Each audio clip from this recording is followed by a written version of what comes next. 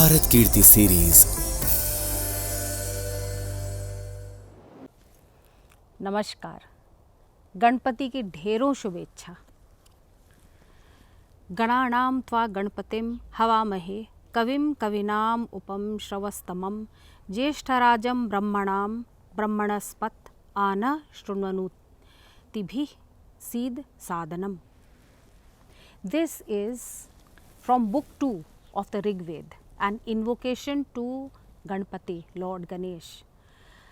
And today, on this auspicious occasion, I am going to talk to you about Lord Ganpati, the history of his worship, so to speak, his attributes, and some nice stories about him.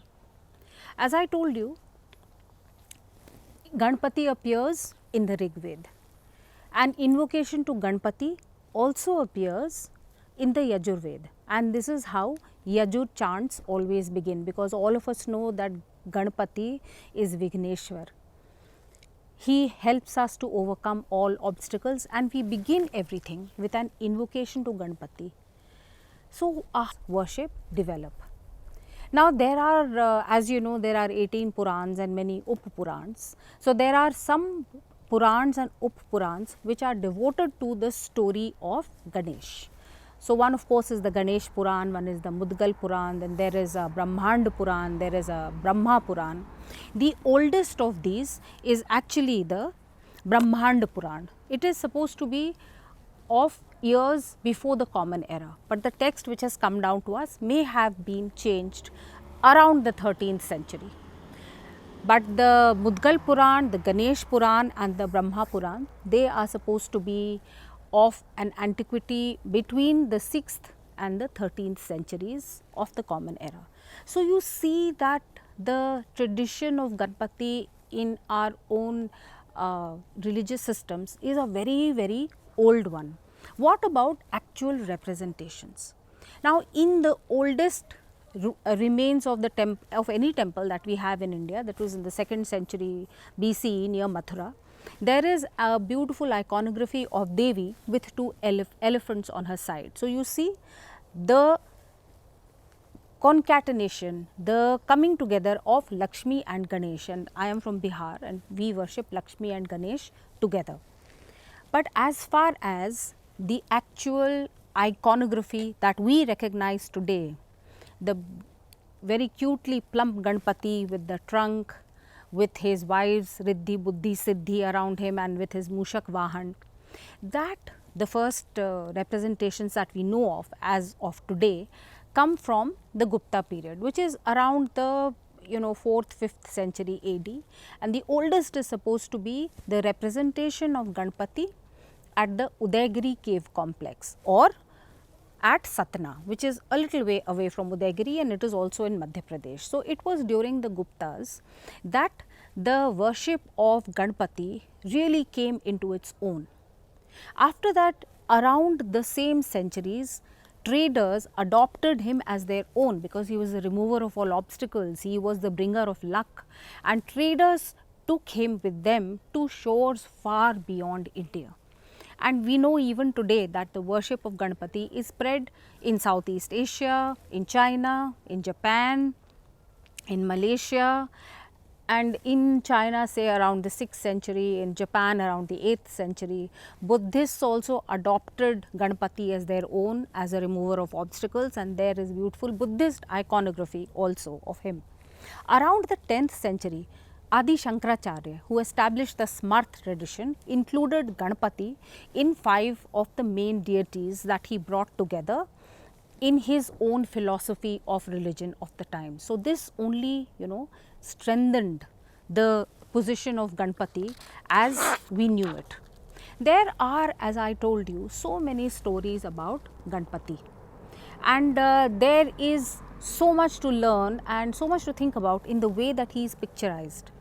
The Ganpati Atharvashirsha tells us that he is the embodiment of the divine syllable Om. And so many people see in the way that his image is presented before us an embodiment of that syllable Om. There are stories behind why he has an elephant head, why does he have a protruding belly, Why does he have a Mushak Vahan? How was he born?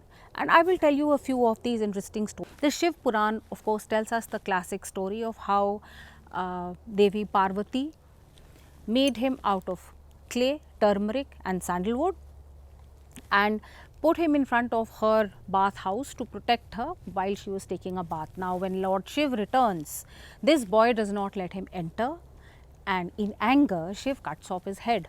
When Parvati gets to know of it, she is furious and says that she will annihilate the entire world.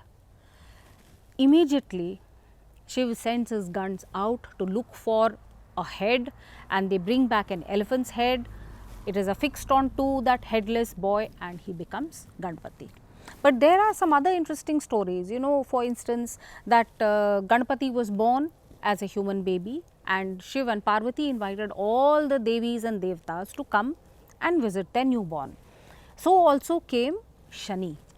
Now, when Shani looks at someone, the results are not good. So, he was looking at Ganpati out of the side of his eyes, but Parvati asked him to look at her son. He looked at Ganpati and of course, his head was annihilated. Again, Parvati was furious. This time, it was her brother, Lord Vishnu, who went out and got an elephant's head for the baby. I will tell you one more interesting story, a very different one of the origin of Ganesh and why he is called the remover of obstacles and why he is thought of as someone also benign on one side, but who can be very terrible on another side. So, there was an Asur called Gajasur. He prayed to Lord Shiv and he did a lot of penance to Lord Shiv and then asked him for a boon, which was granted. So, he asked for the boon that his body should always exude fire. Granted. He went on praying to Lord Shiv. And what was the next boon that he asked for? That Lord Shiv should come and live in his stomach. So, Lord Shiv, Bholenath agreed to this request. And he went and started living inside Gajasur's stomach. Of course, he was missed at home, and when a long time went by and Parvati did not find her husband, she went to her brother again to find out what had happened. He knew at once that this was the mischief played by Gajasur. So, he took Nandi, made him into a dancing bull, made himself into a flutist, went to Gajasur and played the flute beautifully, and Nandi danced a fabulous, magnificent dance. Gajasur was so pleased that he asked them what boon they wanted. And of course, what did the flutist say? But that he wanted Lord Shiv to come out of Gajasur's stomach. Now, Gajasur understood that this was Lord Vishnu. He acquiesced and he only said that he should be remembered and his elephant head should be remembered and worshipped always. And so, there we have Ganesh. So, I can go on telling you about these old stories of Ganpati for hours on end. Do read the Mudgal Puran and the Ganesh Puran, the Brahma Puran and the Brahmand Puran. There are many very, very interesting stories in those Purans. You will also learn of the 8 avatars of Ganpati, which are all of different shapes, which all overcome different evils, and all of them also have different Vahans. In the late 1900s, Lokmanya Bal Gangadhar Tilak decided to take Ganpati celebrations and the puja of Ganpati and make them into big community celebrations, take them to the next level.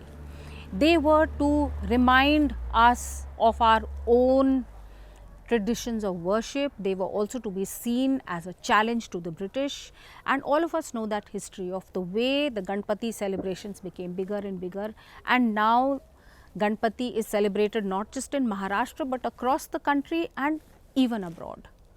So, these stories I would love to tell you some more, but time beckons. So, I will only end with what I used to say during my 10 years in Maharashtra when I celebrated the Ganpati with great enthusiasm. And forgive my bad Marathi accent, Ganpati Bappa Moria, Pudchya Varshi Lokariya. Namaskar.